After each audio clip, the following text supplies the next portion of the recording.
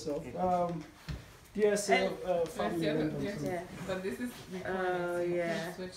Okay, I can't Turn it switch. around. Yeah. You turn it around. Yes. Okay. Hello everyone. We're in London today. So today is the 30th of March. So it's Good Friday here in London. And we're with DSA Family. They're hosting myself and Julie. So we're really honored to be here, and we've met some really, I think they're already familiar to us, but we are now able to put faces to the name. So we've met a few people, and we're going to go around and just talk and, you know, just have our, you know, fellowship, I think we can call it, for religious people. So this is exactly how fellowship should be done. So guys, join us as we have our discussion. Yeah. So where's the first Egungun again? So you please, Mommy, please. Yeah. Start with Mommy. Okay, yeah, Mommy freeze. My name is Adelaja in Mommy Freeze. Yeah. And I'm so happy to be amongst my people. People of like minds. I came across DSA about 15-20 years ago. Ooh. Wow. Yes, and that was in a church back in South London. And I recall him coming to the church and he's preaching. I'll never forget, he started with addressing the pastor. And it was, from that time on, I'd always thought he's a man with a difference. His teaching started with scolding the pastor first for screaming and shouting at God in prayers. And the whole church was embarrassed. We couldn't look up. Then he came to us. And it was pretty. From that time on, I've been an avid follower. And I don't intend to turn back. Moving on. Yeah. Yeah. That's it. Okay. Brilliant. So? Yeah, my name is Adelaja. I was well known on Facebook as Mania. Yeah. So yeah, I started following DSA about 2 years ago. So yeah, from the way he was preaching and from the way, you know, the boldness in him and the way he's handling all his talks, it makes me believe something is wrong that I've been following. So through him, I developed my Christianity back. I gained my confidence to be proud to say I'm a Christian. So, and I know what to follow, which path to follow and which path not to follow. So I thank the man very well, greatly today, and I'm really happy to be among a set of people who have the same mind as me. So, and yes, in everything I want to support this group to any length, so we move on to, you know, to release our own people from slavery of these fake pastors. And I've also been following Mayowa's program, so and yeah, she's also doing good, and you know, mostly I remember the last time I called on Mayowa program is when I talked about this Egungun things about the pastor, because the pastor, they are more like Egungun people, they are not just ordinary persons. So Egungun takes money and spend money, so Egungun never save, never, you know, work to get the money by himself. So Egungun always take money from people. Pray, you take money. Pray, you take money. Anything you want to gain from Egungun or anything, you have to bring money. So that's why I use them as you know, a kind of a illustration to say they are Egungun people. So they are not just ordinary people. So I'm happy to be here today. Tell us the Egungun story. The Egungun story here. You have to tell us, because they wouldn't know. Okay. Well, like I said, you know, I grew up from in a family that we have all these Egunguns, because my grandpa is into this Egungun culture. So Masquerade. Yeah, masquerade is called I Egungun wanted to masquerade. ask So what is Egungun. I grew up with, you know, the mentality that Egungun comes from heaven. So, and that's what I believe, because it's said by my grandpa. So that Egungun is not a human being, it comes from heaven. So I believe Egungun comes from heaven till I grow up, and later find out Egungun doesn't come from heaven. So it's a human being like us. The same thing with Oro. So just last year, I discovered that Oro is just is even a friend of mine, because a day before the because I went home and they said they are having 7 days Oro festival. Okay. So, and I remember when I was little, there was a time I want to pee, and this Oro was out. So, because of the fear of what they've been telling us that Oro is from heaven, all these things, so I was shaking. I peed, I wet myself. I can't go out to pee. So, but now I'm a man, so I was like, okay, Oro is coming out for 7 days. Today I decided in my mind, I said, I want to know that Oro. So I opened my gate widely. I waited. It was around 1 or 2 in the AM in Nigeria. So the Oro eventually come with all his, entourage, and they came straight into my compound, asking me why do I leave the compound open, because I now realized they are all people that I know. That we are together. I was like, okay, who among you is that Oro? Because I left the compound because I want to see Oro. Then I said Oro is outside. So I went outside, I saw this guy, we greeted, we handshake, I said, who is Oro? Where is the Oro? Now say it's him. So you are the Oro. What I'm trying to say is, you see, all these pastors, Adeboye and others that we've been talking about, if you look at the way Egungun and Oro and the other this masquerade, the way they take money from people, that is the same way Adeboye and Co. That is the same method they use to take money. Egungun, Oro, they don't work. It is people's money they take. They pay for you, they take your money. So, and the way Adeboye is operating, because Egungun, the way, we have different type of this masquerade. Some are little ones, some are big ones. Yeah. The way the big ones take money from you is different from the way the small one takes money. Right. So Adeboye is like a big Egungun in Nigeria. So it's got all the method, it's got all the skills. Yeah.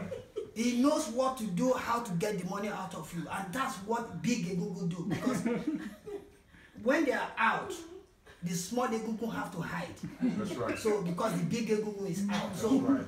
He knows the way and manner to get money out of you easily. And if you look at the way Adeboye speaks, so calm, you would think it's innocent person that he speaks gently. He doesn't shout.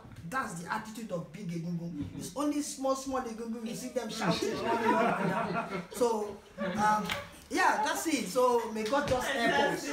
May God just help us. I don't want to use the word I hate, but I dislike all those pastors. That's right. That's I dislike them. Personally, I dislike them, and that's why I'm happy to be in this group, and I'm looking forward to do more in anything that we need to do. May God help us. Amen. Thank you. So who's next? Yeah. Hello, my name is Isaac. I'm privileged to meet Mayowa and Julie, and we've been hosted here by Queen, the special Queen. Yeah. But in fact, the Queen of England. Mommy, please. I've actually known DSA for over a year. And when I say non-DSA, I've read some of his books. I listened to him on Facebook. Later, he joined broadcasting on YouTube. So I catch up with most of his videos as well.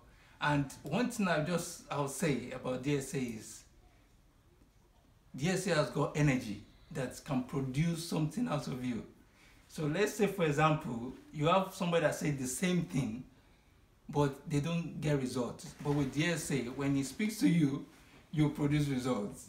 So I've been able to listen to him, and with the energy inside of him, it's transferred to me in a way that we're able to do something in Nigeria in terms of creating an NGO, which is Youth Unstoppable. And what we do there, we give free training, we help people with businesses, and we also do events in terms of conference for young people in universities.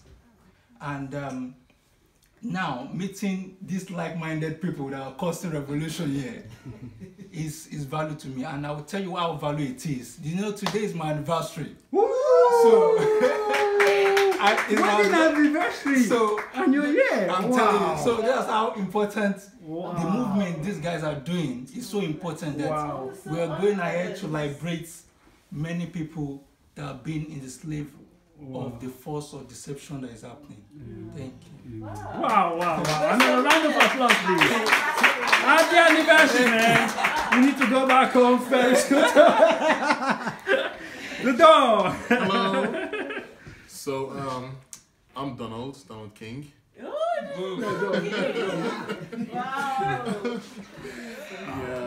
So, I've come to know DSA for close to a year now. And the way I got to know about DSA was it just appeared on my Facebook timeline. It was shared by a friend of mine, and she's been sharing it, but I haven't actually clicked through to watch. Then one day I just thought, okay, let me just see what this girl's talking about. And then I listened. Wow. For hours, I was just like, wow, this is amazing. So since then, I because if you listen to DSA, you understand that DSA has truth. He speaks the truth. Everything he says is the truth, right? Because you can go back and research everything he's saying. So what I did, after listening to DSA, some of his messages, I said, okay, now I'm going to study this word of God for myself. So nobody can tell me something that they think is there, which is not there. You know, so I bought a Bible, a very big study Bible. I've been dissecting it every way, you know, discovering things for myself. And all of a sudden, I discovered that listening to DSA suddenly brought a kind of freedom in me. You know, I sort of like felt free. And on top of that as well, there's this kind of boldness that came on me as well to speak the truth. You know, so I started sharing DSA's messages on my timeline as well. Sharing all his messages. Anytime he comes online, I just share it and things like that. His quotes as well. You know, to the extent that some people left my Facebook group. Some people started calling me, complaining. You know, it's just, that's a story for another day, to be honest. But the point I'm trying to make is that if you come in contact with DSA, you understand that he has the truth. You know, and reading DSA's books as well. In fact, when I discovered that he writes books, I bought a Kindle and I bought all of DSA's books on my Kindle. You know, so I've been reading them and I can see like marked changes in my life. So it's a privilege to get to know DSA. I wish I knew him like 10 years ago, to be honest. You know, but you know, it's never too late to start. So I'm very happy to be in the DSA family, and also Mayowa as well, and Julie. Nice to find you guys in person. Yeah. So yeah. So that's me. Okay.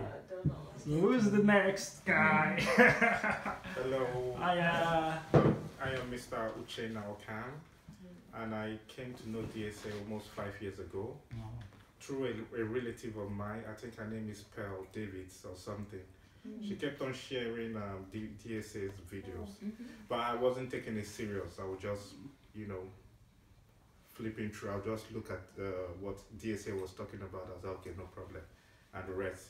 But in recent times, in the last 1 year or 2 years, he started saying something about videos about why you don't pay tithe or something like that.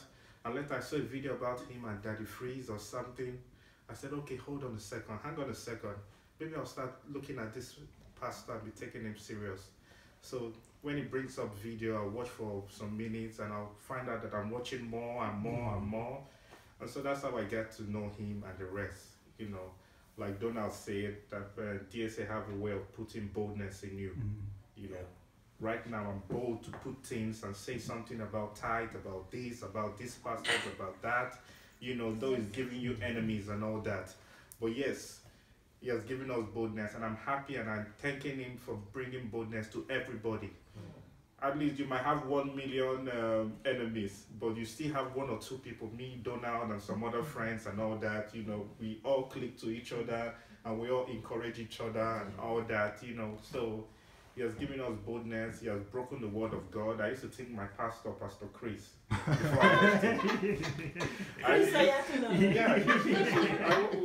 We was in Christ Embassy, you know. You know, this that's happening now. If I was in Christ Embassy, I used to be in Christ Embassy 5 years. If it was to happen that time 5 years ago, I would have been cussing you guys here. I'm defending my pastor. Telling you guys, you all are good, you all are this, you all are that. you know. But I realized that these men of God are just men of God like us. You know, I found it difficult. I didn't want to talk about men of God because I was like, oh my God, I might go to hell, I might do this. But I realized that no, I'm doing something wrong. And it's just because of DSA. I'm very happy. And when I heard you were coming, I was like, oh, I'm not too sure if I should go for this meeting or so. But when I heard you were definitely coming, I said, I want to really see you. I watch your program all the time. You know, I watch your program. I see you all the time. When you come in some Saturdays, you know, Sunday evening of British time and the rest. So I said, every day.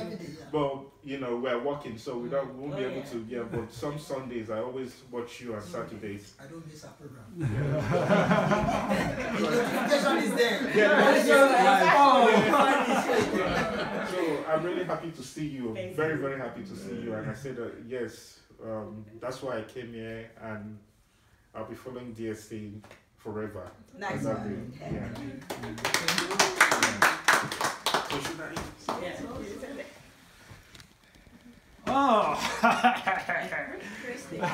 Yeah, what can I say? I guess everybody know me. No, we don't. No, at least the people in the house know me, but not everybody. Yeah, my name is Chris. I think people popularly know me as Chris Al.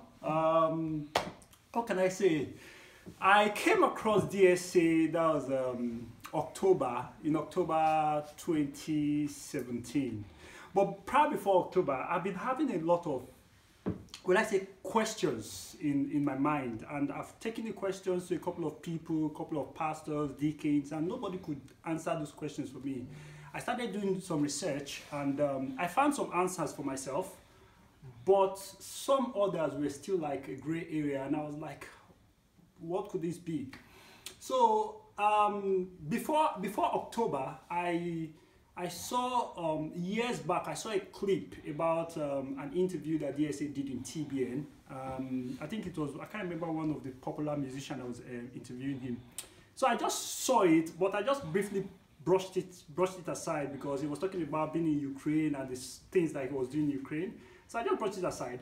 Then 2015, if I can remember, or 2014, when Miles Monroe died, I saw, because I've been a follower of Miles Monroe, I saw a clip of my DSA when he was talking about the death of Miles Monroe. I was like, wow, so does it mean that these people know each other? I said, okay, if this guy knows Miles Monroe, there's somebody I want to check out. So I listened to the message, and it was really mind-opening, and I learned a couple of things from it. But I don't know, for whatever reason, I still didn't follow. So I was still going to my church. I was still, religious. I was going to church every day, serving, thinking I was like doing God a favor. I was like here and there. Then I think that was in August, if I'm not mistaken, or August, no, I think September, October. Somebody shared a clip of DSA. It was like a 5-minute clip. I think he sent it to my WhatsApp. So I listened to it. I said, wow, this is amazing. So I asked the guy, where did you get it? It's on Facebook. I said, okay, send it on Facebook to me. So he sent it on Facebook. So I went home, I looked at it, I said, okay, fine. So I still didn't follow, but I think one day I came back from the office, I was at home, I said, okay, let me just check on my Facebook page. And I saw somebody shared one of the previous messages. I never knew it was a daily broadcast. So I was just watching her. I just kind of like got hooked. I was just watching. So every day I will come home, I'll be going through Facebook searching for the message. I didn't know it was live. So it was one of the messages I listened to. DSA was now talking about he'll come back the next day, that if you want to just follow him on the page, and that's where he mentioned Move Agent Magic or something like that. So I now started searching for Move Agent Magic on Facebook. Then I now kind of like subscribe. So from there on, whenever the program comes up, I get a notification and I join. So I now just started following him, and all of a sudden I was like, some of the questions I was asking was being answered. These were questions I've been asking, people in churches and all that. And nobody could answer the question. So I just decided to say, no, I'll just get stuck. So I followed towards the end of October. I did October, I did November. Then in December, first week of December, I decided, okay, I'll start reading his books, because people were talking so much about the book. So I said, okay, which book should I read?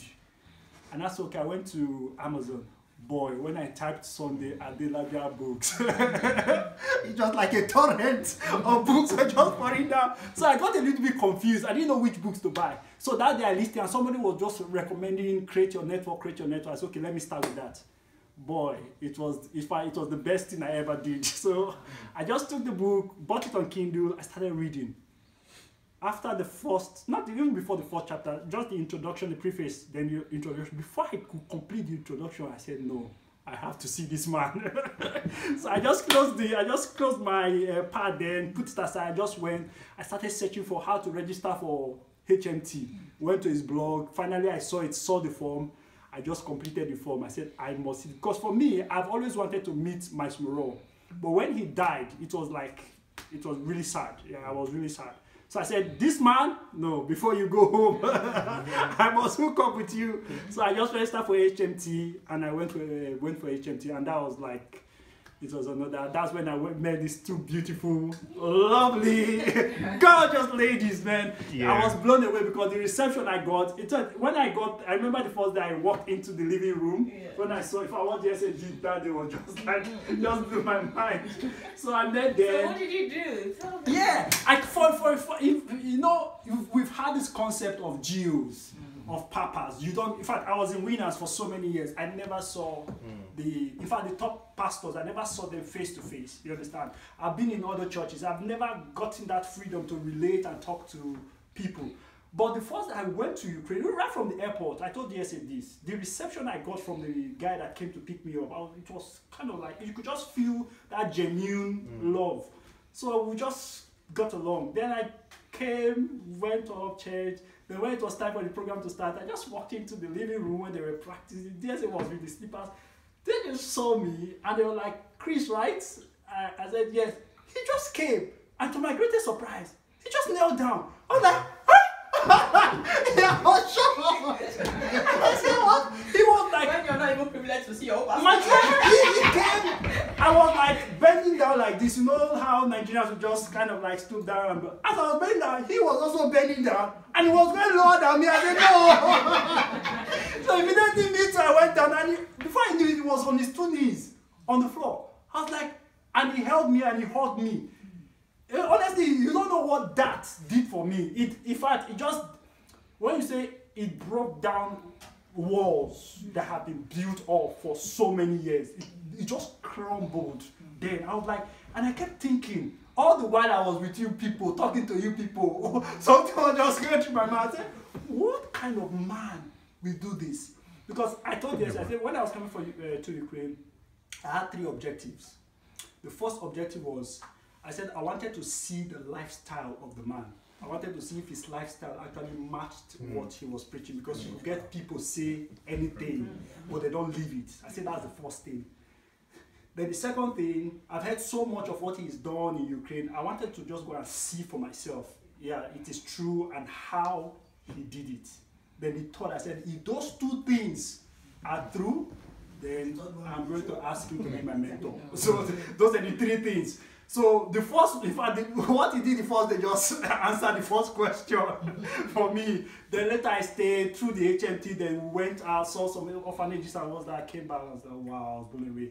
Then at the end of the day, I said, look, I've got into my last bus stop. No more searching around, no more. I said, this is where I'm going to stay, and this is where I'm going. There's no doubt about it. So that's, for me, that's a little bit of my story. I met these 2 beautiful ladies. I was with them all through. Honestly speaking, I'm not because they are here. I've been to a couple of trainings, but the manner with which and the maturity with which they handled people, dealt with people, I was really impressed. I don't know, let me not say especially. But both of them. But one thing I'll pick about Mayowa, which I said, Maya is a very considerate person.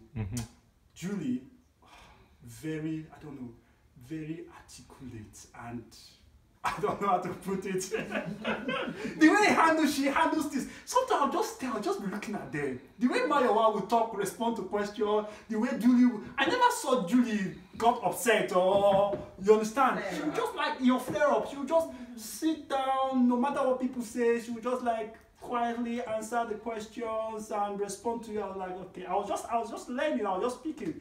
So it was a very, very, very, for me, it was a mind shift. It was a mind changing. That I encourage everybody. Honestly, if you come in contact with DSA, before you leave this world or before DSA leave this world, try and attend at least one HMT. You just have to. You just have to. It was mind blowing. So that's, for me, that's the little about myself and how I came in touch with DSA and Mayowa Julie. So yeah, it's been a blessing. It's been a blessing. Yeah. Thank you. Brilliant. Yeah. So let's see the two queens. Thank So just say anything. Who goes first? Okay, I can start. Yeah. So, hello everyone.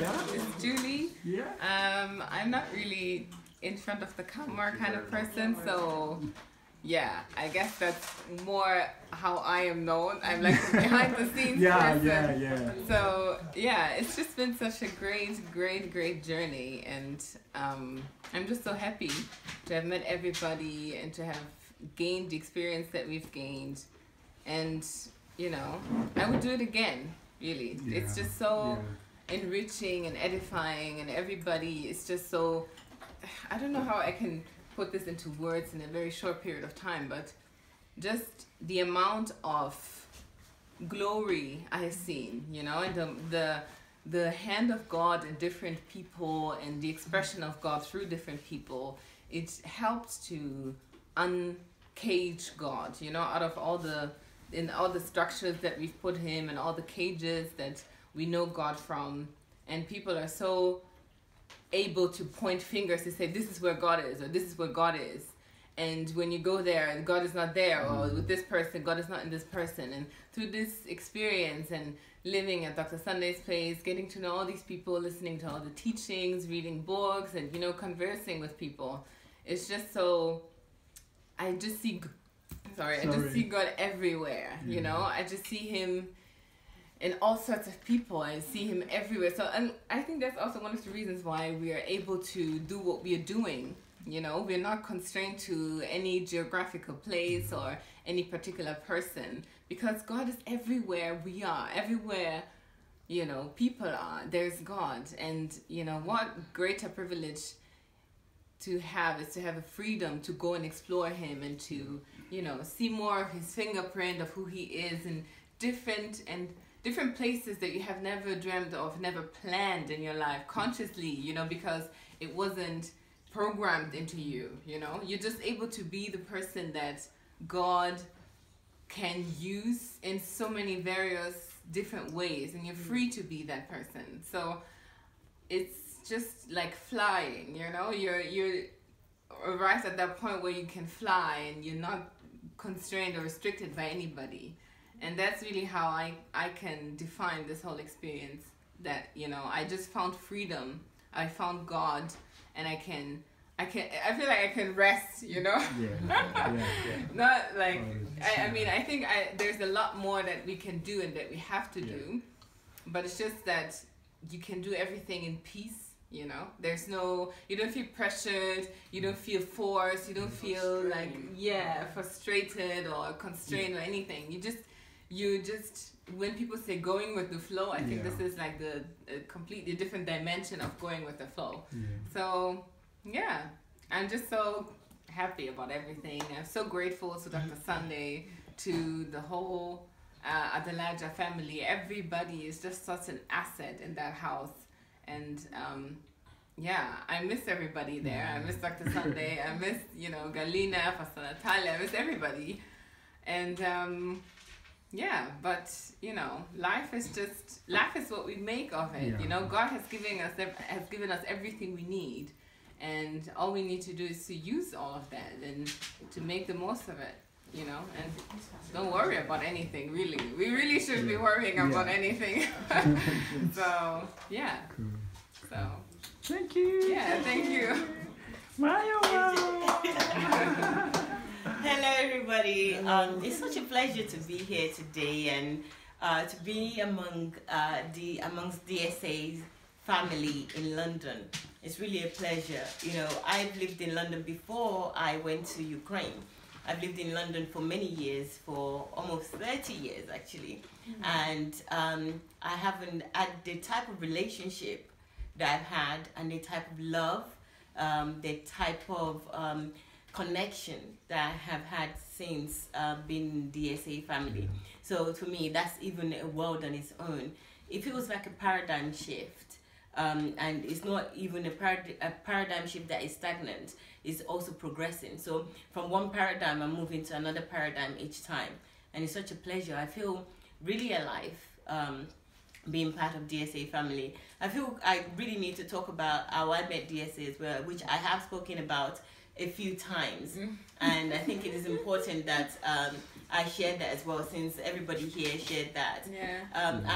I saw DSA in 2016. I think it was either April or it was May, but I believe it was end of April. And I was just, it was one of those times that year, being the first quarter of the year.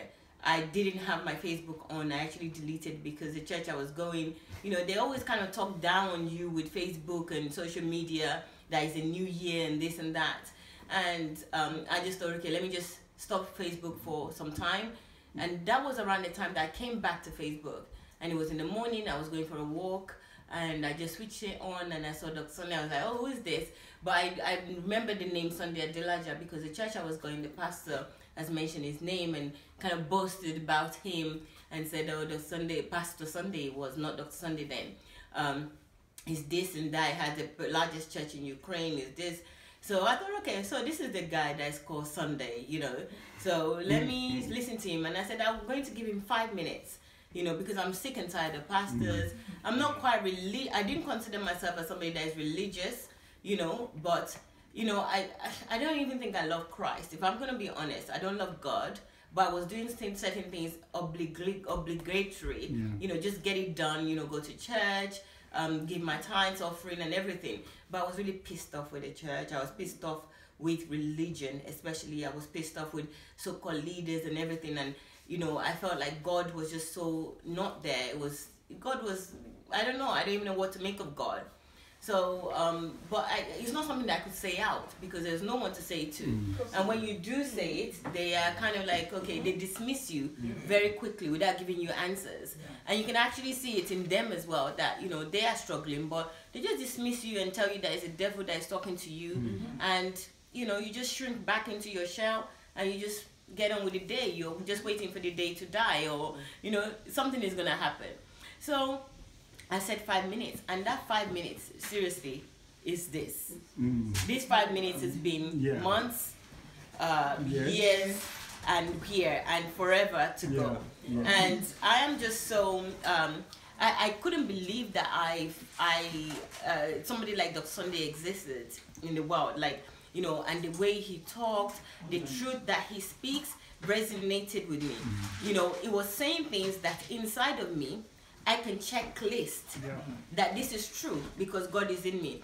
He woke up the God in me, you know. I was a dead person, but you know, there's so many dead people in this world that we walk around and do our daily routines, but we're not alive.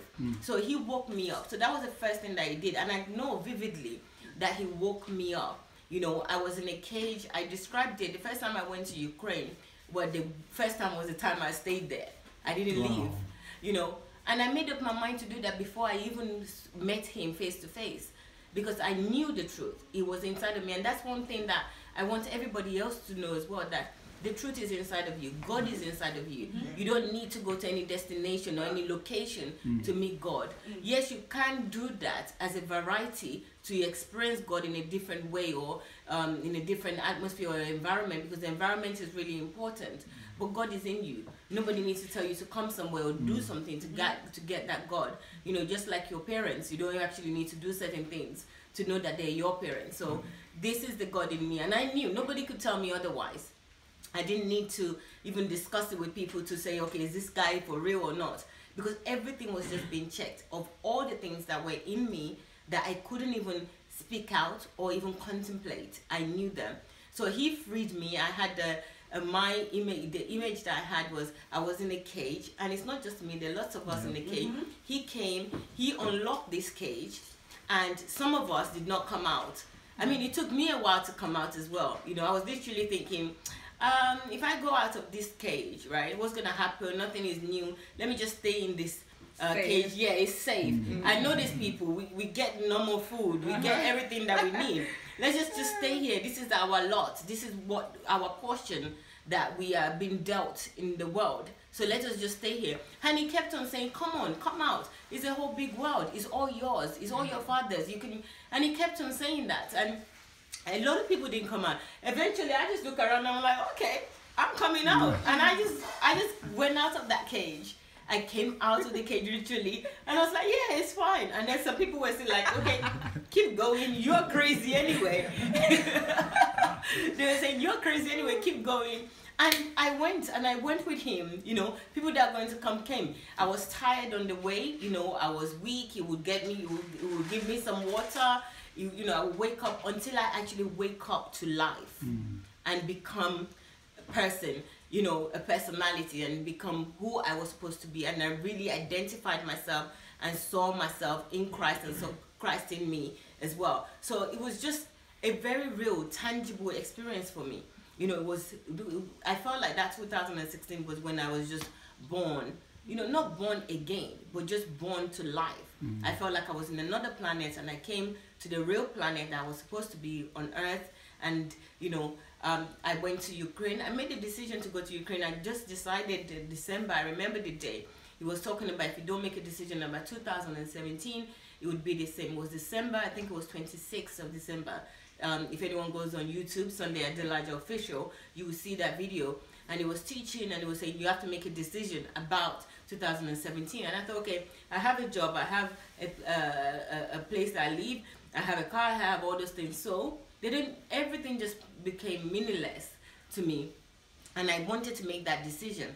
And what decision can I make? And the decision I wanted to make was, you know, just go to Ukraine and learn more from this guy, be around him, be in a different environment. Then I didn't even know much about environments. I just thought, I just want to do this. I had so much zeal to do it. And I said to myself, if I still decide this, because this was 26, there's 5 more days to the end of the year. If my decision remains the same on the 1st of January 2017, I will speak to Dr. Sunday, and I will ask permission if I should come and stay there with him. And Dr. Sunday was, and the time came, the 1st of January came, and I didn't call Dr. Sunday. I even let it slide. Like, okay, it's a new year. It's a new year, but I'm not going to talk to him immediately. So anyway, he called. I think he called me on Skype, or maybe I called him eventually, maybe around the 3rd. And I said, "Oh, Dr. Sunday, by the way, I'm going to come to Ukraine. I'm coming to stay in Ukraine." And he was like, "Yeah, come." You know, it was just like, so it was almost like somebody that we've discussed it before. It's like, yeah, come, why not? You know, I don't know why you haven't been already. And I said, listen, I am actually coming to stay there, to live there with you. You've already said you have 60 bedrooms. I'm sure you can find 1 bedroom for me. He said, yeah, of course, just come. When are you coming? So I said, I'm coming this month. He said, all right, make the arrangement. We finished the conversation. It was just like, that's it. There was no depth. I mean, for me, it was just like, what? It's almost like telling your dad that, oh, I'm coming home. And your dad said, yeah, when are you coming? You know, it'll be nice it'll be nice to have you. Your bedroom will be ready. That was it. You know? And that was the whole scenario. That was all me going to Ukraine. And he just accepted me like that, and there was no question, there was no what you're coming to do, why are you going to be here, how long are you going to be. It wasn't even a question of how long are you going to be here for.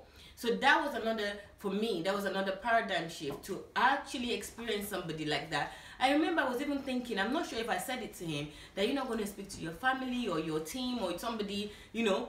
He made that decision without even like, oh no, I need to speak to anybody. And to me, that was amazing. I felt accepted, I felt loved, I felt like, okay, this is a real person. There was no protocol of, oh, Christian, you're pastor, this is somebody that you don't know is a female, she's young. You know, all those things that they used to box you and put you on the side as a woman or as a person, generally. There was none of that. And for me, that was really key to how I see Dr. Sunday. I saw Dr. Sunday then as really the embodiment of Christ. Like, you know, this is somebody that is really trying very much to be like Christ, not questioning, you know, why do you want to do this? Why do you want to do this? I saw free will. I saw so many things in that instance, but I didn't understand them. So when I arrived at Dr. Sunday, the first thing Dr. Sunday said, you know, I went to eat. Someone, Igor, came to pick me up. So, you know, Igor always have a soft touch, and the wife, they came together. The wife was heavily pregnant, so she was in the car, and there were the two people that met for the first time in Ukraine, and it was just amazing. It was so lovely. He took my bag and everything, went in the car. I was talking to them like normally, like I already knew them, and I didn't know anyone there. I got there, they took my bag to the room, and I ate. I went to eat, then I went to meet Dr. Sunday in fellowship with the Ukrainians and the Russians. So when they finished, Dr. Sunday gave me a big hug. I couldn't wait to hug him, you know, but I was a little bit reserved as well because I've never met him before. Yeah. We just talk on Skype. So, and then the first thing, they turned the camera to me, and I told this story that I just, you know, told you how I saw Dr. Sunday and being freed, and how my experience with him over the last few months was. And then he said, you know, I'm going to expose this girl, you know, and then I was thinking, well, how are you going to expose me? There's nothing, you know, you're not going to do, what are you going to do to expose me? I remember that I said he's going to expose me, and whole and behold, in a very subtle way, Dr. Sunday was like, oh, why don't you show people around the house? Oh, why don't you do this? Oh, why don't you do that? I was just there. I didn't really know what I was going to do. I just know I wanted to support him. I'm one of those people that, you know, I don't want to leave anything that I want to do for anybody to the future, like, you know, when I become rich or when I have something or plan for later. If I can do something right now, I want to do it. And because Dr. Sunday did something for me, he was instrumental in that. Even God sent him, but he listened to God. How many people that can God send that they don't listen? Because God also gives people free will. I'm sure God has sent me to people that did nothing. I just ignored them. But unlike many of us that, you know, God will ask to do things and they don't do it, he take immediate action. And that's one thing I always want to replicate. I want to copy from him, because he's so good at that. He would take immediate action. So when he said he was going to expose me, and then, you know, he started with reviews. I was really shy with camera. I couldn't even look at the camera the way that I look at the camera like this. I know. Guys, you need to go and watch some of those videos on Sunday Adelaja Official. Come along, even on my page, on my page, you will see some of them. I try to do videos where I'm literally looking up like this, you know. And I had friends call me and said, you know, Mayowa, give it up. If you're not going to do this and look in the camera, don't do it at all. And, you know, it's been an amazing time. This year, this last 2017 and 2018, honestly, it's been an amazing year for me. And I just see the best is yet to come. Every year will be the best. Dr. Sunday is unlike anybody else that I know. You know, he's human, absolutely. I'm going to tell you that he's human, but it's also Christ as well. He embodies Christ, and we should all embody Christ. It's not just him. So he made a lot of things possible. You know, he makes it tangible. He made it a reality. So I know now that I can also behave like Christ. You know, when I saw my sister again and my mom, when I came back now, they were just so amazed. They said, you're a happier person. You behave better. I'm like, what? I wasn't behaving better. It's because I learned that.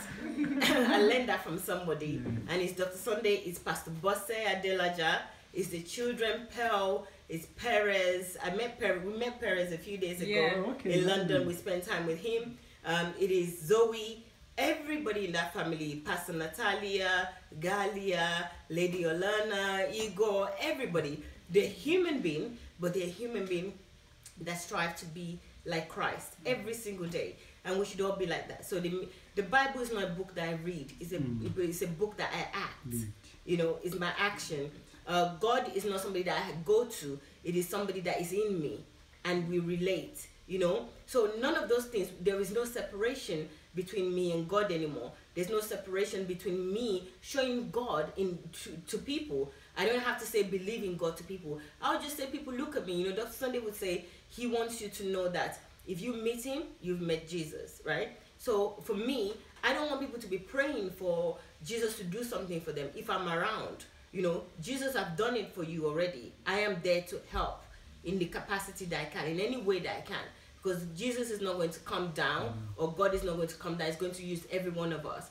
So like Julie said, I see God in everybody. You know, I see, you know, it doesn't matter. There's no color, there's no gender, there's nothing. You know, I understand all those things intellectually, but beyond that intellectual, I also understand it in what we are as energy, you know, as spirit, as God, as one with God.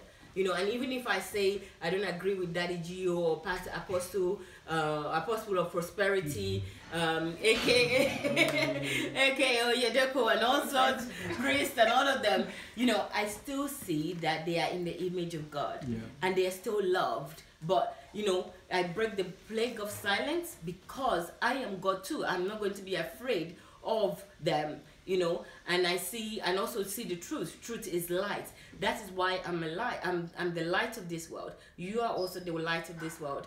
So I mean, I can go on, as you guys know that I can go on, but I just want to say I'm really grateful to everybody. I'm grateful to this family for, you know, this gathering together today and, you know, wanting to host us. I know Christian is supposed to be in Ukraine already for HMT. So HMT is happening from the 2nd to the 7th, I believe, 2nd to the 7th of April, which is from, I think it's Monday or Tuesday to Saturday. Yeah, to Saturday. So, you know, and Christian also said that at least once, I would really urge everybody, please try once to just go to one HMT. There's another one in July, so try to go to that as well. And there's one for the youth in August as well. So if you can send your youth to HMT, it's absolutely worth it. Even if you're going to just save from now till then, it's absolutely worth it. And, you know, we're not in Ukraine now. Of course, we're in London, both Julie and I.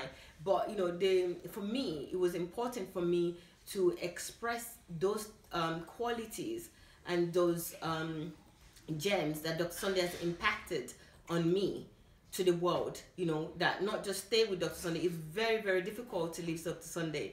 Every single day I miss him. Sometimes I literally feel like crying because I missed him so much. I miss the house. I miss the surrounding. I miss everything about Ukraine apart from the food. I have to put this as a disclaimer because I'm such a foodie. As a disclaimer because I don't want anyone to kill me. Yeah, but it's so difficult to detach, to leave him, you know, to just go.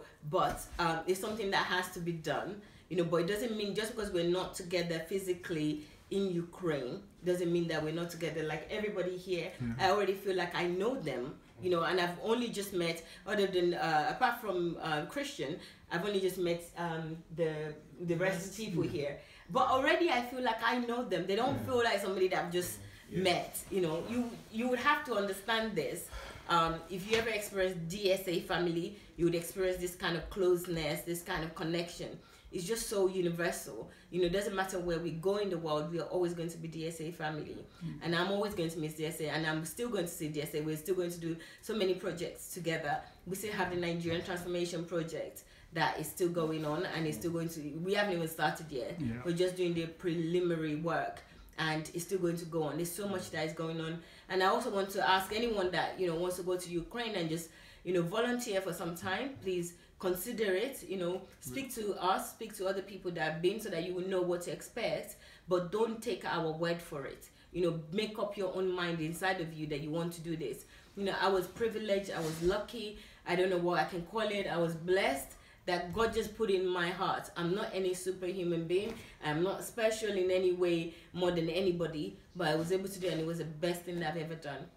Without that, I don't think I'll be who I am today, so I'm really grateful. And you know, I love every DSA family. I love everybody actually, and I love Dr. Sunday, Pastor Bosse, and the children, everyone really. I just want to say thank you for this life and this opportunity that you've given me. And you know, because of your experience, because I met you, because of the experiences that I had with you, I even love God now. Okay, and I have a relationship with God.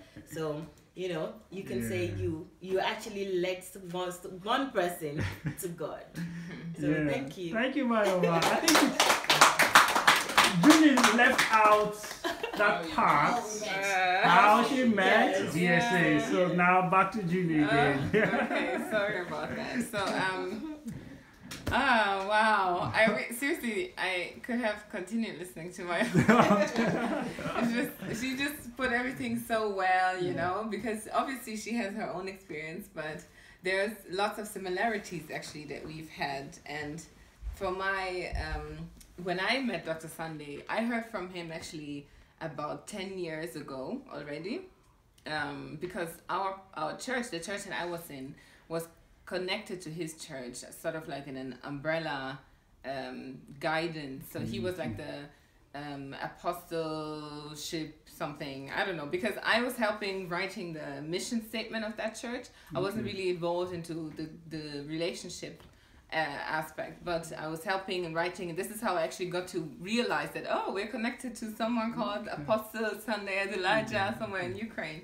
And after that we had some mini HMT, and we did this for like 2 days, and we had to read books of him. I remember I read in Hamburg, exactly, that was in Hamburg. I grew up in Germany, so we read this a couple of books, and I read the book Time is Life. And I just remember a little bit of it because I was focusing on just beating the time because we were put under so much pressure. And you know, and Christian, you know how it is. And that was like not even a fraction of how it's actually in reality in Ukraine. So I quickly forgot about it. I, did everything I had to do, and we finished the course.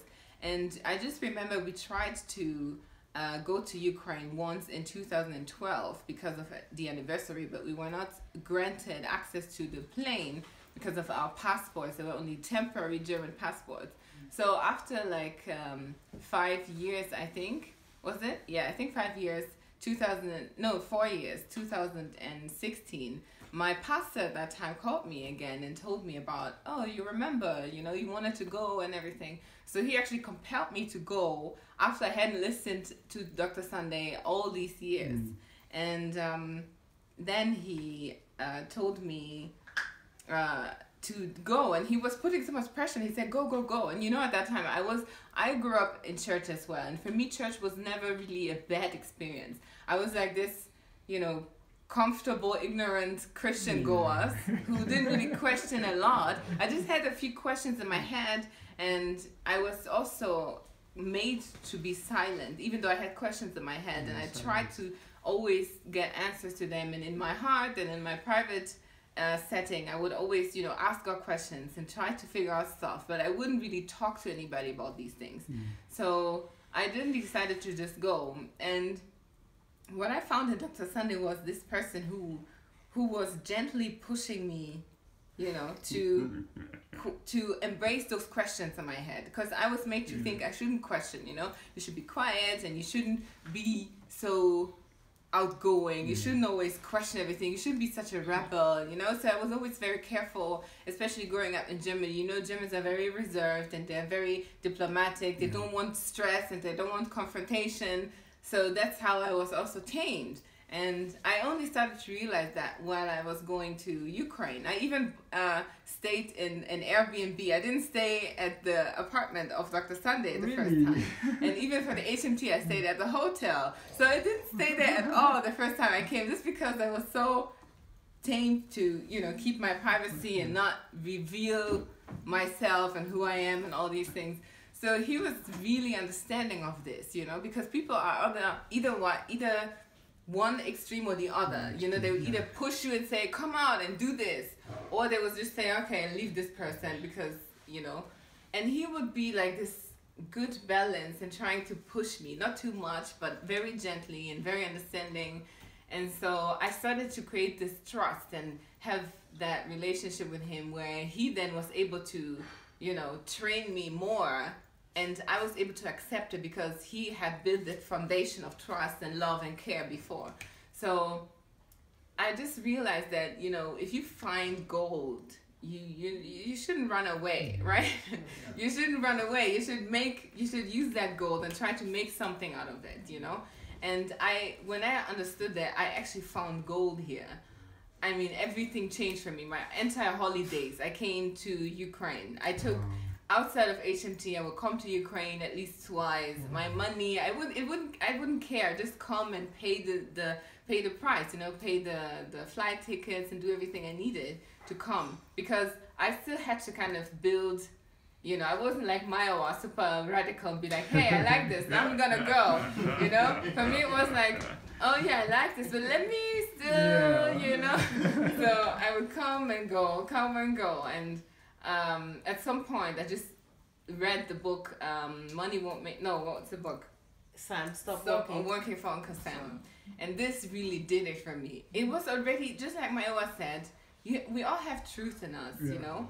And for me, I just needed this last nudge, you know, from someone or something. And when I read this book, it just hit me, you know, like I'm going to quit my job and I'm going to go and stay with this man and just serve with him, you know. And I don't know, for some reason, he was like, wow, really? You want to come? I think he didn't expect that I was then kind of switch this way, you know. He was like, oh, it's gonna take a while, da da da da da. And later when we were talking, he was saying he was already like wondering, you know, how long is it gonna take this lady? And so it was such a relief, you know, to just remove those chains and just be like, I'm gonna do what really lies in my heart right now, you know. And I think God is really speaking through me. And I shouldn't doubt that God is speaking through me. You know, I always had these doubts in my heart thinking, does God really want me to do this? Does God really want to? And Dr. Sunday helped for me to really focus and concentrate on God in me, you know, and not questioning that God in me. And I've always had that problem, always questioning, God really? But every time I would take a step, you know, God just does 2 steps towards you, you know, and he would guide you, and I would like feel like almost someone saying, no, Julie, look at this, and then go this way, and you know, it's all okay, it's good, you're fine, you know. And I met people like that, like Mayowa, who would, you know, replicate this for me, like Dr. Sunday, who would be those people, you know, that would say, it's fine, you know, don't worry, it's okay, you're good, you're in good hands, and trust God in you.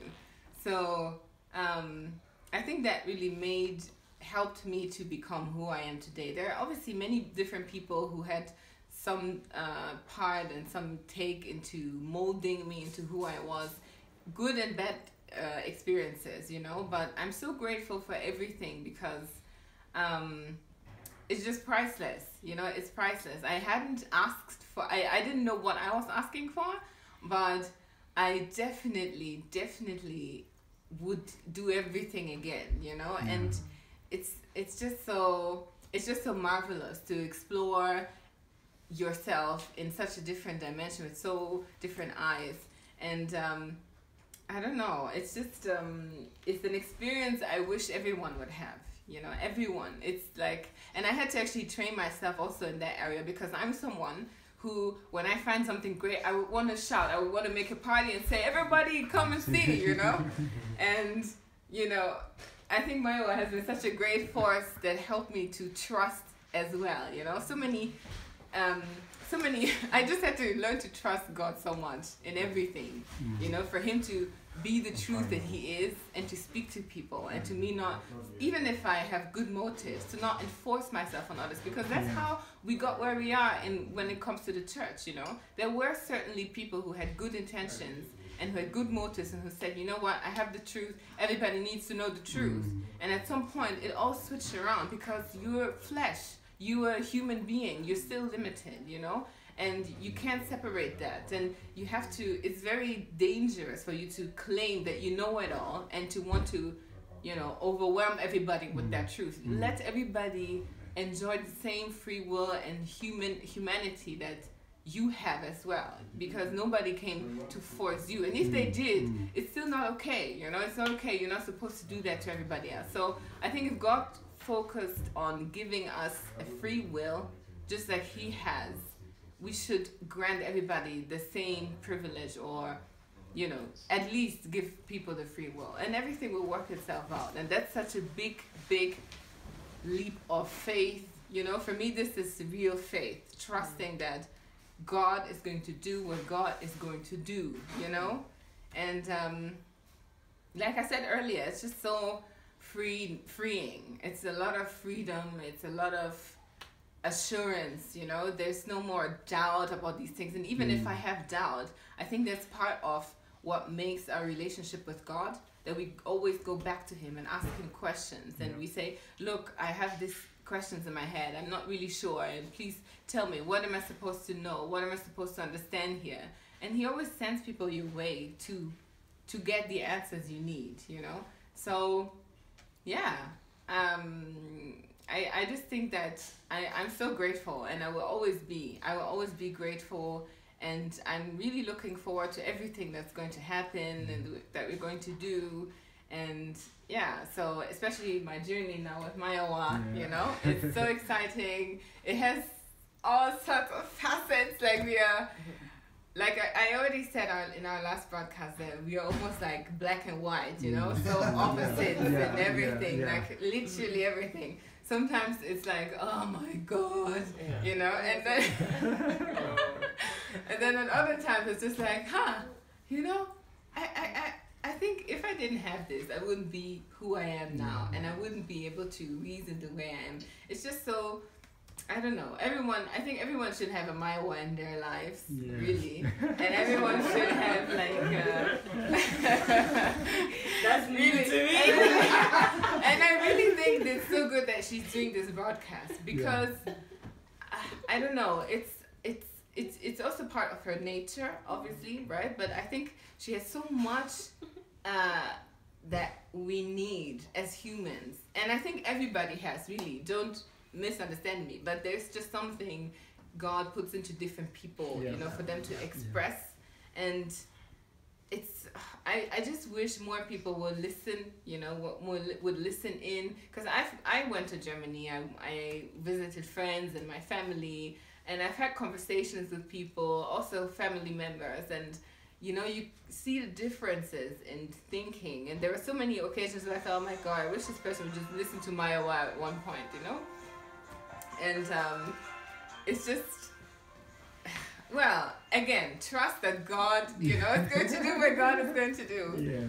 But I'm just so grateful, and I'm so privileged for everything and everybody, and also meeting people here and meeting people on the platform. You know, I never knew that this type of bond could exist, you know, just because you share a philosophy, you share a mindset, you share a worldview. And this is how powerful this all is, you know. When we talk about going to church, we need to have a unified body, somewhere meeting and gathering. This is actually what people are talking about, you know, this mindset where we're all united in the things that we believe in. It's more important than gathering somewhere geographically. This is not going to serve the purpose of it, you know. At some point, because we see everywhere we have all these mega churches, and what are they doing? Nothing's changing, and those who are taking over the world are not those who are gathering in those meetings. So that's why I'm saying, if you find such a treasure, you know, don't run away from it. It's daunting, and it's just like Mayowa said, you've opened this cage, and it's like, oh God, if I get out, I'm going to fall down this, you know, valley or whatever. But you're going to fly, actually, you know. You're going to get out and you're going to start flying. And that's dangerous, seemingly, and you feel like, oh my God, my wings aren't going to come out or something. But trust, that's where the trust comes in, you know, trusting God, and everything will work itself out. So that's what I've learned. And, you know, there's just... it sounds silly maybe, but there's just nothing wrong that can happen with God, you know. There's nothing wrong. He's orchestrated everything so well that things will work out. And if we find this truth, I think we're going to be so powerful. We're going to be unlimited. And I just wish that for everybody, really. Cool. So thank you. Thank you all. Cool, guys. Wonderful. Yeah, I know we've said so much, but I know you guys might be like very, might be bubbling it on the inside. Do you have any questions to ask Mayowa Julie? Because I know a lot of things are going up in your head. What next? What's going to happen and all that. So just before we start the celebration, the free flow of. So if you have any question. I got a You want to question. ask? I got a question, but Yeah. I don't think it's a question. It's just a piece of advice that I need. Okay. Yeah. Yeah. Once again, Mayowa, I'm so happy to meet you. Oh, it's a And pleasure Julie, to meet you. I've stopped going to church, let's say for about 4 years now, right? Because I haven't found any church that I think I have confidence in the pastor, because I've lost my faith from all these pastors, most especially when I see a black man and a Nigerian man leading a church. I don't have faith in that. So I just started going to, like, you know, once in a while going to this Church of England, the white people's church, right? But I still feel I don't belong there, right? So I want you to advise. It's not I'm saying I wanted to, you know, start my own church, but we guys have the same mind, and we all live in London, right? How can we come together, like fellowshipping together, like, you know, I'm not saying we should start a church, at least we can start somewhere. If it's just only Sundays, then we meet together, 1 hour, 2 hours, pray together, talk together, and then we go. How do you think we can start, or how can we do this? If you want to? Yeah, I could. Actually, we've had this discussion in the last 2 days, and I think Julie was the one that triggered it. She asked the question that, do you think church is relevant in this day, especially with what we know now? That is the relevance in church and in a traditional way, particularly. Yeah, in the traditional ways, they need for church. And she asked myself and Paris this question, and I was quick to jump in, and I'm sure that most people would not be surprised with my answer in terms of this. And my answer would be, in the traditional way as we know church and prayer and all the things that we do, for me, I'd say no, we don't need those things. And I will give my reason and also what I think that we can kind of move forward with. In terms, I think we've been programmed a lot. We've been programmed to believe in certain things and to do certain things. Hence, you know, we need to gather somewhere to pray. You know, from what I know and I believe now, I pray every time.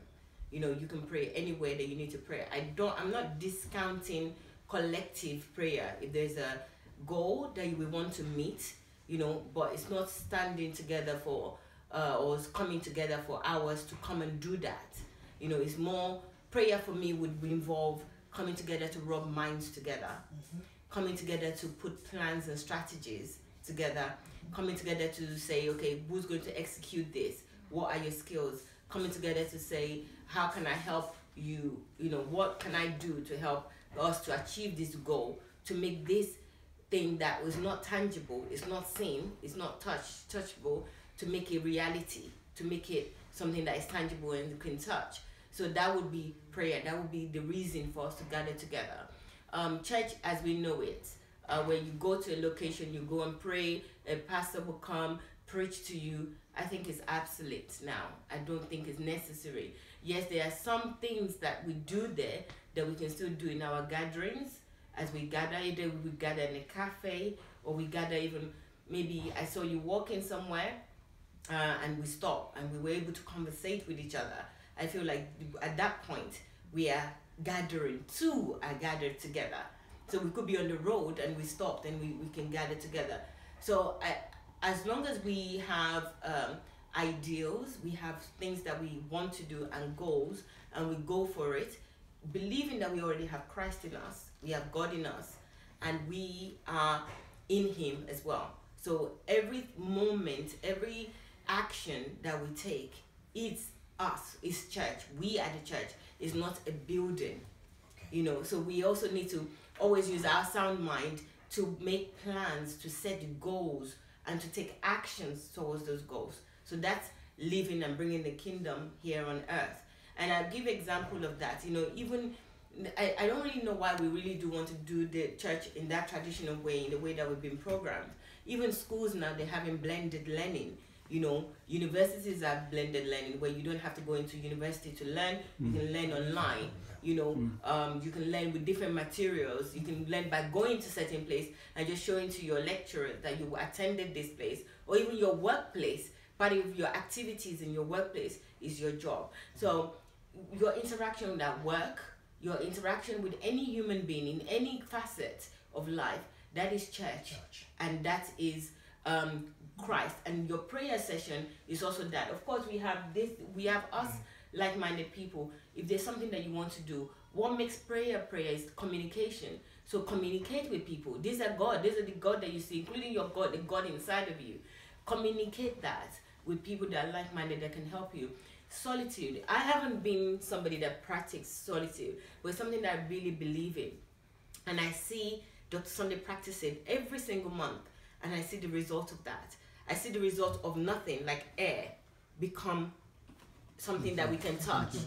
Do you understand? I have seen it, and personally I haven't practiced it yet, but it's a weapon that I feel that I have and I'm going to use. So if there's a need, there's always a need, but if I've come to that stage where I understand how to use my solitude or what to do in my solitude, and there's something tangible that I want to bring forth and it requires solitude, I will use solitude. I will go into solitude, I will conversate with God, I'll bring different things together to make those things happen. Like, you know, if you want to maybe cook, for example, you want to cook a certain food, you bring the ingredients. So in my solitude, I might take my books, something that I want to learn, I know a subject area that I want to learn, or something that I want to develop, a business I want to start, or a relationship that I want to forge ahead. I will take that to God, having the understanding, because He's already given me a sound mind. You know, take my ingredients to Him and say, okay, how do I cook this? Which one should I take first? You know, this is what I'm thinking. I know this is from you. So I have so much faith, so much connection with God, and the God that I see everybody now, that I don't feel like there's anything that I need. I just need to think it with the energy, have these ideals and make it happen. Believe it and take the actions to make it happen. So for me, church is not going to work because there's a lot of programming and we cannot stop people from doing those things. You know, you can have a decision now that you're not going to do church as you used to do church, but once you're gathered in a room, in a place, prayer, we haven't taken offering, or we didn't pray for brother this, we should pray for brother this every time, every second. You know, we should do the things that we need to do every minute. You know, it's also HMT is there, and we can also set up HMT here. You know, where we concentrate an intensive HMT. We concentrate to help people, to support people, and we are helping ourselves as well at the same time. So as HMT is going on in Ukraine, we could also be putting it on here at the same time, or we could do it at a different time. You know, it doesn't, but that church, pastor this, go for this, and I don't believe in that anymore, because the connection with me and God, there is no demarcation. There is no period that I'm not with God. There's no hour that I'm not in God. There's no Sunday. There is in midweek service. Every day is Sunday. Every day is midweek service. Every day is with God. There is no time that yes, there's solitude time, like I said, and I know the importance of it, but I haven't practiced it yet, but I know that that's my tool, that's my weapon to achieve something. So just the programming that we've had is very difficult to disengage from programming, but there's a lot of programming. It's really difficult. I think for us, what makes it much easier for us is that we went to Ukraine. We left an environment where we've been conditioned to another environment. So we saw differently. We saw that people didn't go to church and they had sound mind, they were blessed. We saw that people were not fasting like crazy. We saw that people were not praying and saying, and clapping and doing all those things, and things were happening.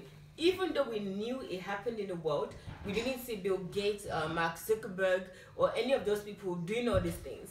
We know this happening, but we always thought they were on a different level. But they're not on a different level. God equally loves us all, and Jesus died for us all. So those church days and all that, they're gone for me. This gathering now that we had is church. Dr. Sunday online for me is church. Reading books is church for me. I could read any book and I just see God in it, and it's just telling me something. Any book towards my goal, not just pick up any book and just start reading, but any good book that is towards my goal that I picked up, it is what God gave those people that they put down, and I immediately see God, and then God also give me new things in the same book. It could be audio that I'm listening to There's so much now. You know, many years ago, during the time that we started churches, when churches started, there was no online, there was no Facebook, there was no live broadcast. There wasn't as much opportunity as we have here. I could be in the car and I'm fellowshipping with somebody. You know, I could see my neighbor. I could decide I would get dressed now and I would go to the next door neighbor to go and fellowship with her, you know, and do the things that I need to do, and then come back into my own house. You know, I would go out to a cafe and see an homeless person and get that homeless person and say, okay, come and sit with me if you don't mind. You know, ask for their permission. Let's sit together. Let's have coffee together. Let's talk. You know, what do you do? What do you know, just have this humane conversation with people. You know, I'm no longer taking my ticket to go to heaven by believing in Jesus and just waiting and practicing all these religious things, all these rules and regulations. I'm no longer doing that. And, you know, I'm not for churches at all in that traditional sense. So, in addition to what Mayowa said, if you have any contribution, just 1 minute. Please go ahead. Just make a contribution. I'll be very quick. Yeah. So this is a contribution, also a question as well to Mayowa. So like I said,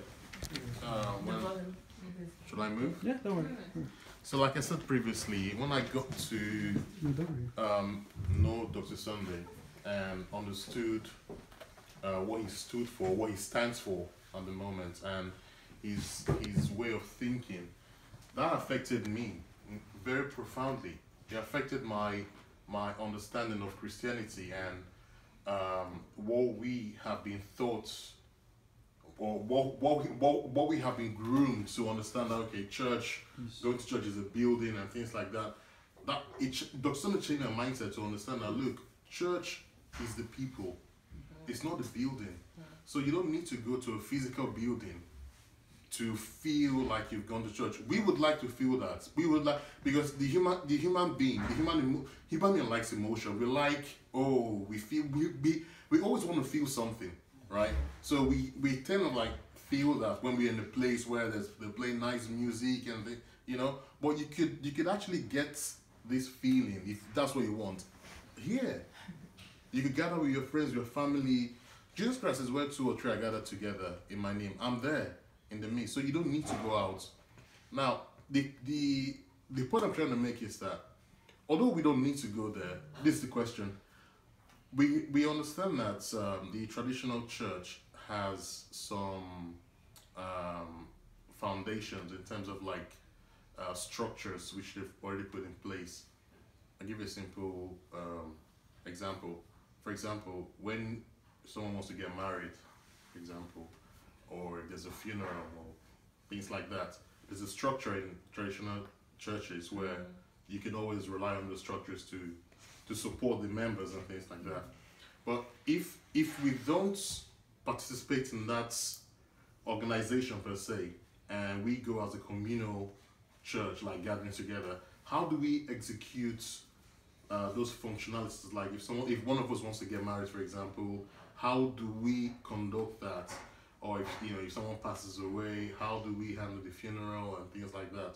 What's your take on that? Yes, I actually think that this is also part of the programming and the social construct that we have in society, where when you get married, you have to do it in the church and in a building. Of course, we are in a building here. We're in a house here.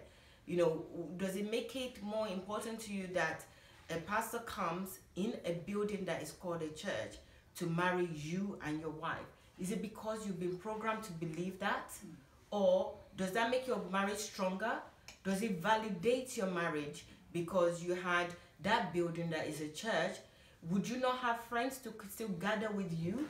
Or would you still not have somebody that is a leader or somebody that knows the right words to say, to still come in any way that you choose to pray for both of you and lead you if that's what you desire?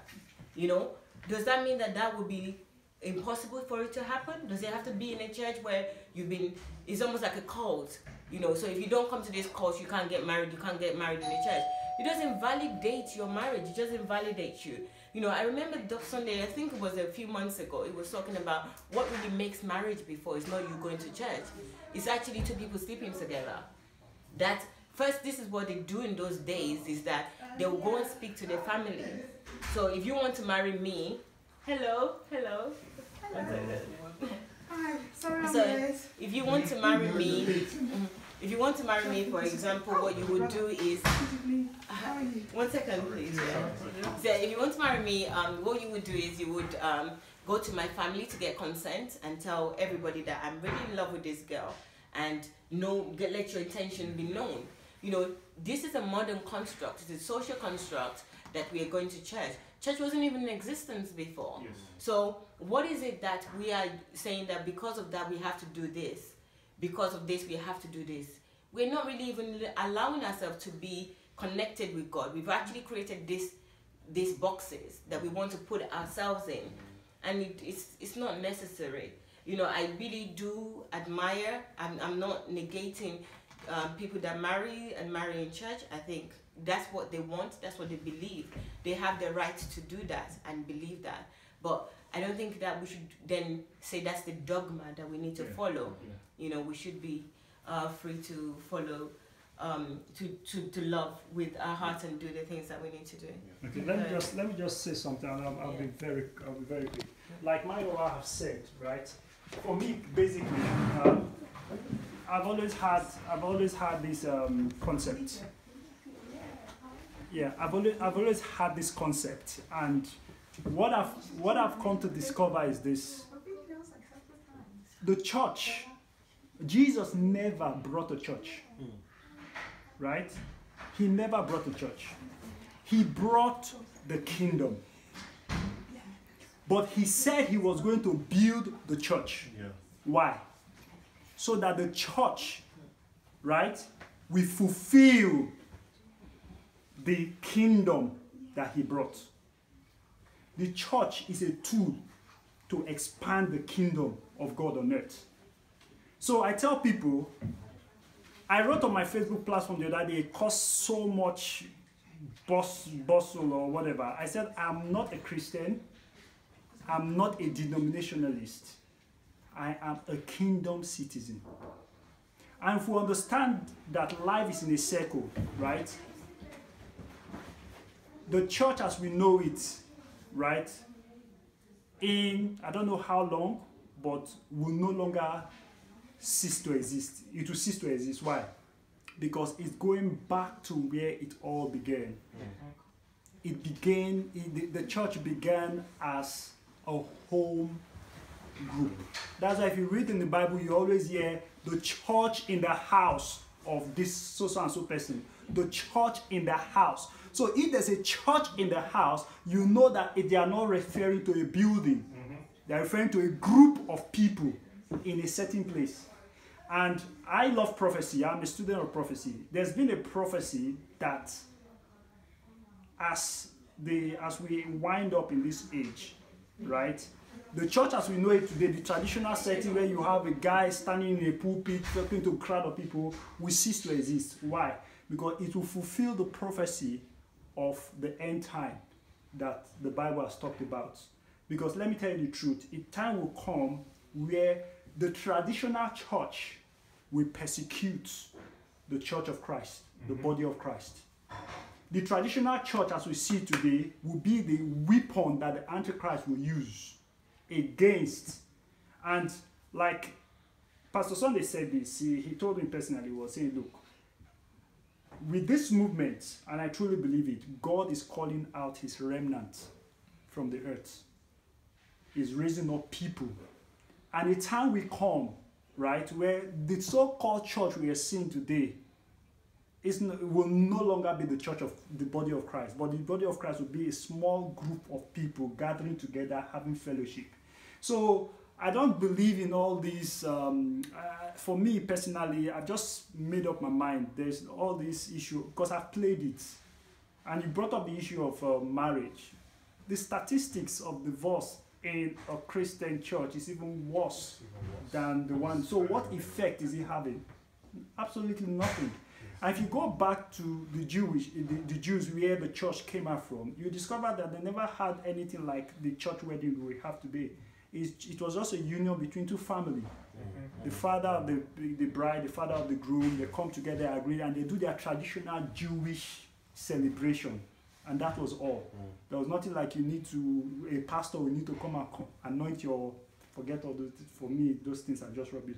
For me, I'm going back as I'm following Pastor Sunday, and if you're a student of his books, if you read his books, you discover there's a thread I've seen in Pastor Sunday's book, because I've read so many of his books now. There's a thread, and that thread, there are so many threads, but one of the key thread has to do with purpose.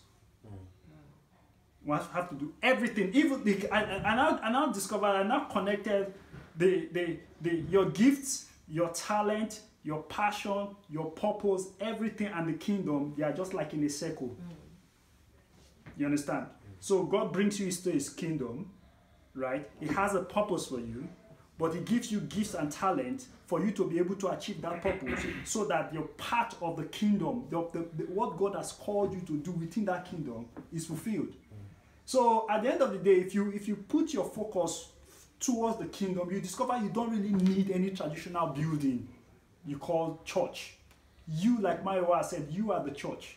So you go there and fulfill your kingdom assignment, whatever that kingdom assignment is. Now, it's good that you fellowship with God, because the Bible says he gives gifts to men, apostles, prophets. But we have also bastardized that, because I tell people that if you look at the Bible, the apostle, the prophet, the teacher, it's really not an office. The Bible says he gave gifts to men, and he named the gifts. The gift is the gift of a pastor. The gift. So even within our small gathering, there's somebody with a gift of a pastor. There's somebody with a gift of an evangelist. There's somebody with a gift of an apostle. You understand? So begin to exhibit those gifts. Not necessarily they've turned it to be an office. Someday I was asking somebody one day, are you telling me that that a teacher is less than a pastor? Because a pastor, we have assumed that the pastor is the head of the church. Yeah. So you go to any church, he is the head. So, and they are teachers. So are you saying that a teacher is less? There's nowhere the Bible says that. Are you saying an evangelist is less than a pastor? There's nothing like that in the scripture. It's just gifts. But we have turned it in because of our natural human greed. We've turned it into something that is not. I've debated it with a lot of pastors, and nobody has been able to tell me. The Bible says gift. A gift is a gift.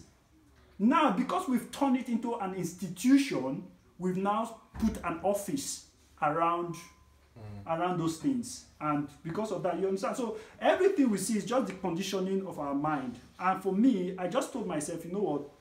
I've done church for so long. I think it's time for me to really detox myself completely. So let me really see the true picture of what church means for Christ. So, and that's why I say, you know what, for now, no, I don't want to go.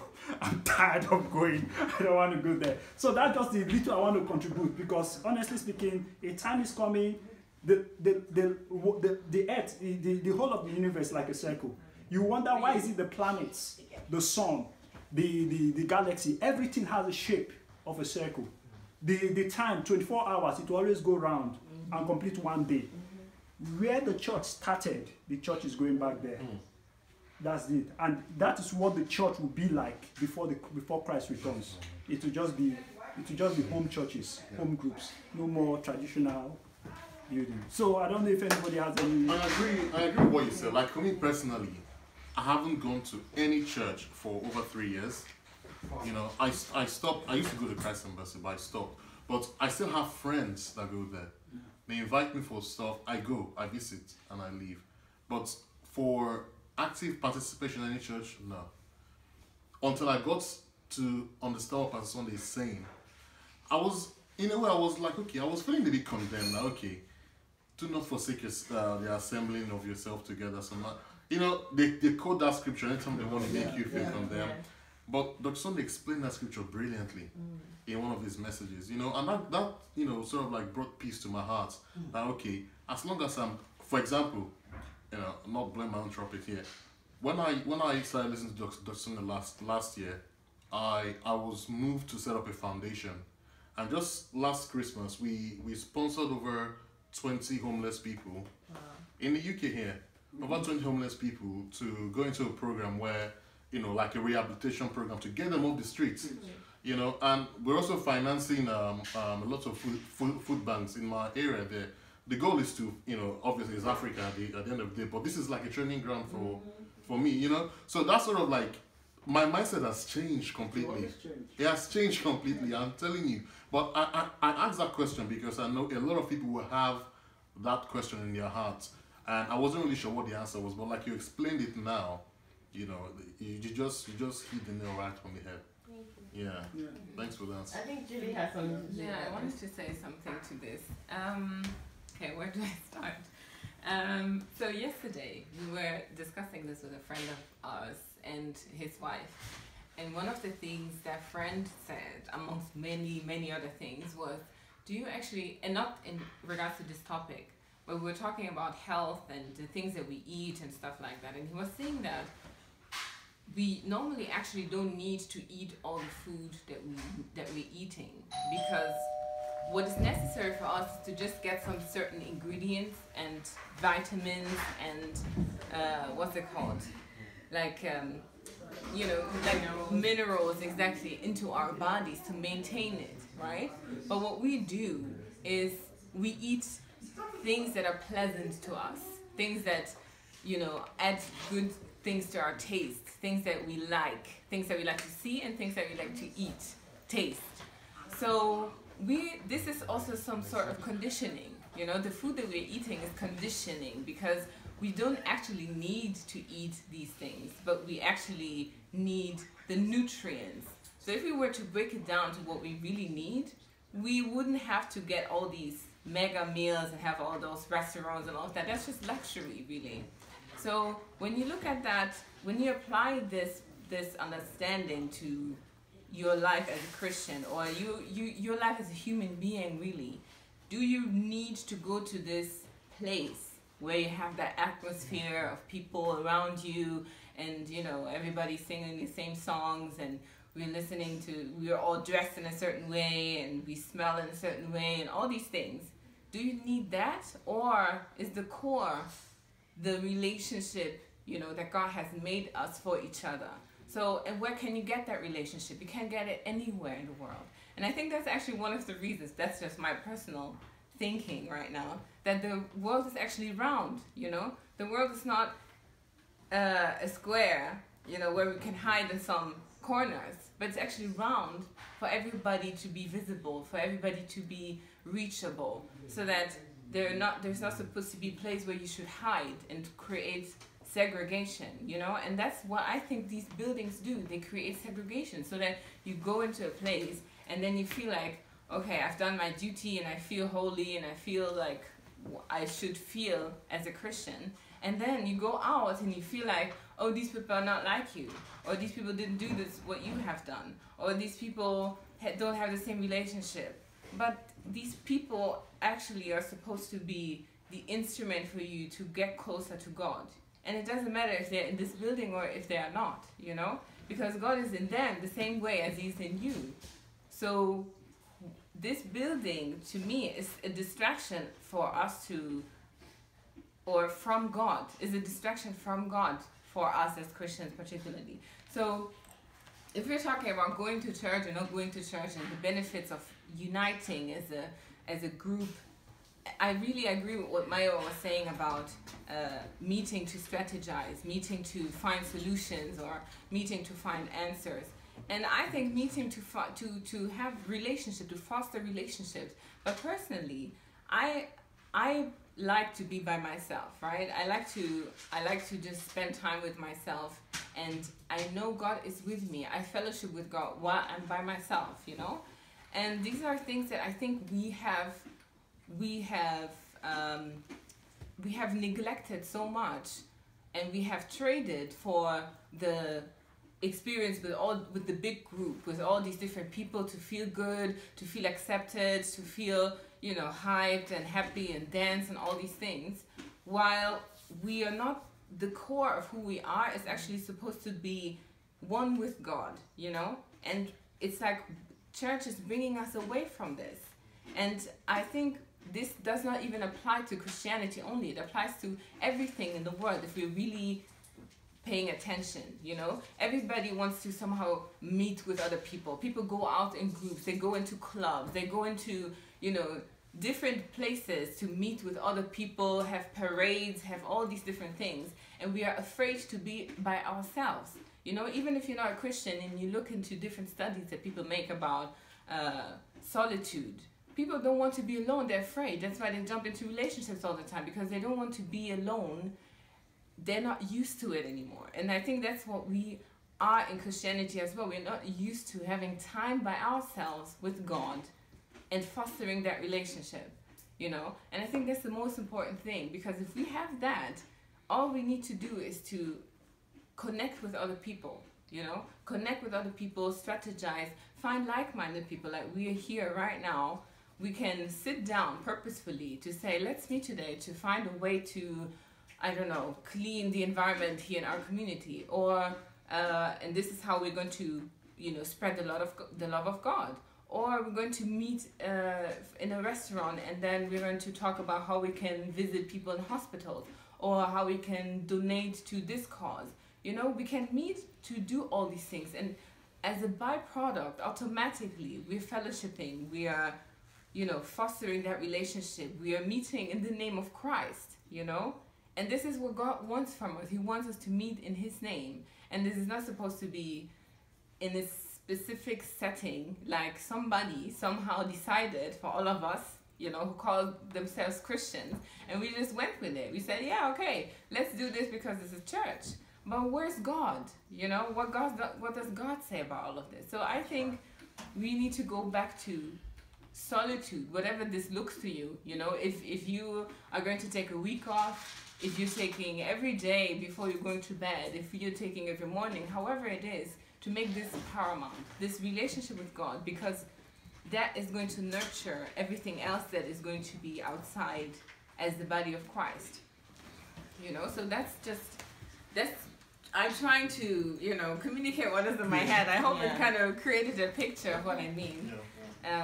Yeah, that's what I think when it comes to church. And yes, I think it's it will be great to take a break now. I think everyone else wants to as well.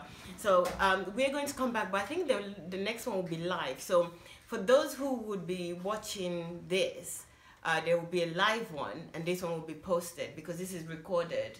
So the next one will be live in case somebody else, there are people out there. I really think that this time, what some of the things we've discussed now, other people could have been benefiting. We could have been reaching their world.